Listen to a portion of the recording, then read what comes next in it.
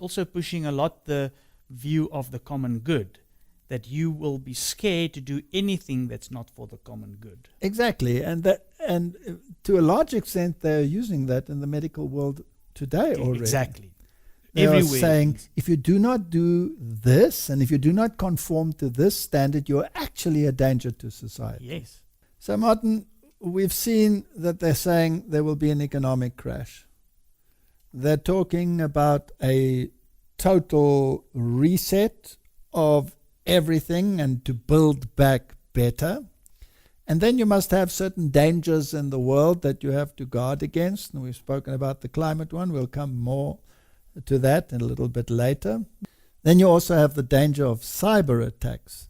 So let's just refresh our memories as to what Klaus Schwab had to say on that issue. We all know, but still pay insufficient attention to the frightening scenario of a comprehensive cyber attack, which would bring to a complete halt to the power supply, transportation, hospital services, our society as a whole. The COVID-19 crisis would be seen in this respect as a small disturbance in comparison to a major cyber attack. To use the COVID-19 crisis as a timely opportunity to reflect on the lessons the cybersecurity community can draw and improve our preparedness for a potential cyber pandemic. So, Martin, the COVID crisis was an opportunity. Mm-hmm. Do you think a cyber crisis could be an opportunity? Definitely. Definitely, right? And then you could show that the old technology is subject to this terrible possibility. And the only thing to do with it is to scrap it. Scrap it. Let's go to something else, right? Yeah.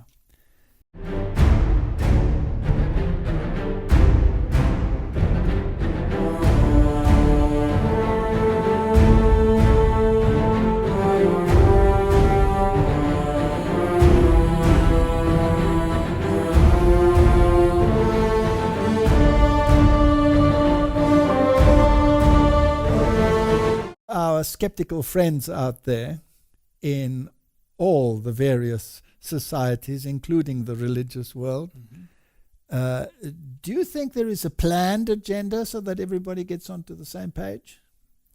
I am sure it is. You're sure it is? Especially when you look, well, it's easy to find out. It's easy to find out. Well, let's look at this little video over here. And they use a specific term, and that is, Martin? Build back better. Build back better. Which is a great reset Of course. terminology. What does it mean to build back? If you build back, it means that something that is gone has to be put in place. So if you want to build back, then something must have been removed that has to be built back. Yeah, you have to, and then improve. Yes. And you have to do it better. Mm-hmm. So the very terminology build back better tells you that the old is going to be eradicated and the new is going to be built, and it's going to cost a fortune. Exactly.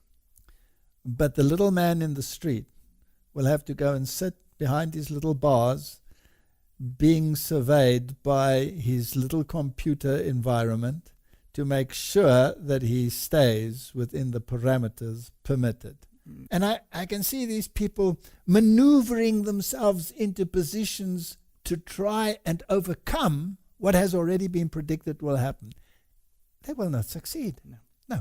So let's have a look. Build back better. To build back better or whatever. And build back better. To build back better. Build back from this global pandemic. Build back better. Build back better. Building back better. To build back better. Build it back better. And build it back better. Build back better. To build back. Build back better. It's about building this country back better. Build back better. Building back better. Build back better. Some would say to build back better, we would say, to really have a great reset. I don't know. Did they all copy each other, Martin, or do they have a common instructor? It sounds like a common instructor. And And, just to sum it up, Are you ready for climate lockdowns? Wow, you think I'm making that up? Avoiding a climate lockdown by the WBCSD, that rolls off the tongue. That stands for the World Business Council for Sustainable Development.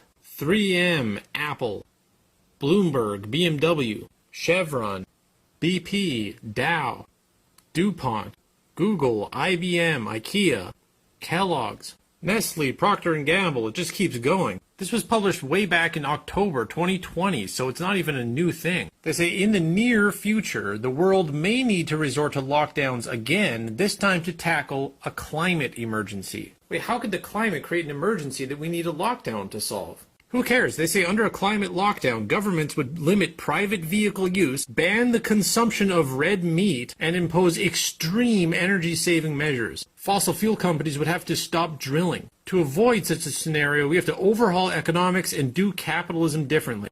You see, in this article, they explain how the three crises, the health crisis, the economic crisis, and the environmental crisis, are all interconnected by the Anthropocene, which they call a disease. Yes, the disease of the Anthropocene. That's from the U.S. National Library of Medicine and National Institute of Health. What is the Anthropocene? Well, it's humanity.